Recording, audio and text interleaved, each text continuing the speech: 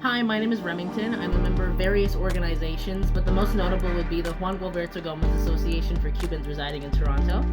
We're an organization that helps build relations between the Canadian and Cuban people, as well as send material aid to Cuba, which usually consists of medical supplies and energy supplies to help combat the sanctions and embargoes imposed on Cuba by the United States government. One of the main reasons why I support Cuba, especially now in these very challenging times for the nation, is because I am Cuban. I have family residing there. I have strong connections to the country itself.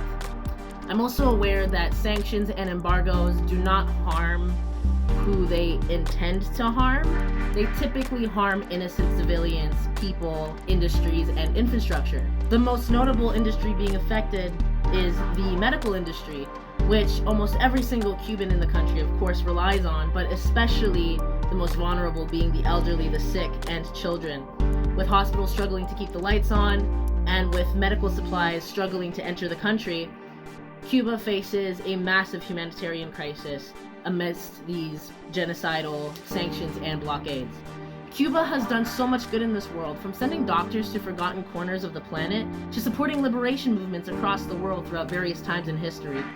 We need to stand together, we need to unite and organize to demand to put an end to these embargoes, to put an end to these sanctions, to demand no war on Cuba, no invasion on Cuba, that dropping bombs on these people will not solve any issues for the United States or the Cuban people. We need to remember that absolutely nobody profits off of the death of civilians and off of war, except for those at the very top.